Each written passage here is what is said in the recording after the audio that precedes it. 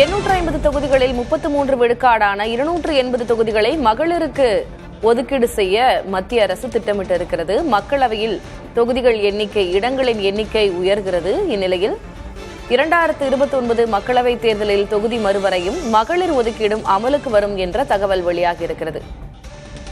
2011 மக்கள் தொகை அடிப்படையில் தொகுதி மறுவரையறை செய்யவும் மத்திய அரசு திட்டமிட்டிருப்பதாக தகவல் வெளியாகியிருக்கிறது. மகளிருக்கு இதில் 33 விழுக்காடு என்ற அடிப்படையில் 280 தொகுதிகள் வரும் என்ற தகவல் வெளியாகியிருக்கிறது. மத்திய அரசின் புதிய மசோதா என்ன சொல்கிறது என்ற தகவல்களை பார்க்கிறோம்.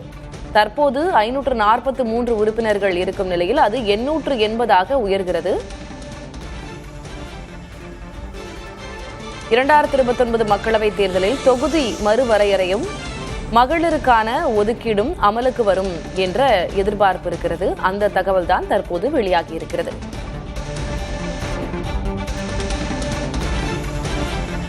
மக்களவை தொகுதிகளின் இடங்களின் எண்ணிக்கையை 850 உயர்த்த மத்திய அரசு திட்டமிட்டிருக்கிறது. தற்போது 543 உறுப்பினர்கள் இருக்கக்கூடிய நிலையில் அது 880 உயர உள்ளது. அதில் 33 விழுக்காடு என்ற அடிப்படையில் மகளிருக்கு 280 இடங்கள் ஒதுக்க திட்டமிடப்பட்டுள்ளதாகவும் தகவல் வெளியாகியிருக்கிறது. அண்மை செய்தியாக பார்க்கிறோம்.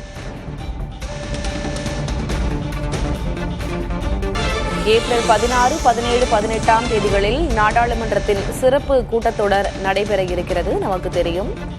இந்நிலையில் அதில் இந்த புதிய மசோதா கொண்டுவரப்பட வாய்ப்பிருக்கிறது. அந்த புதிய மசோதாவில் என்ன சொல்லப்பட்டிருக்கிறது என்று பார்த்தோமேயானால், தற்போது இருக்கக்கூடிய மக்களவை தொகுதிகளின் எண்ணிக்கை 543 850 உயர்த்தப்பட உள்ளது. அதில் 33 விழுக்காடு பெண்களுக்கு என்ற அடிப்படையில் மகளிருக்கான இடஒதுக்கீடு 280 இடங்களாக அதிகரிக்கும் என்ற தகவல் வெளியாகியிருக்கிறது.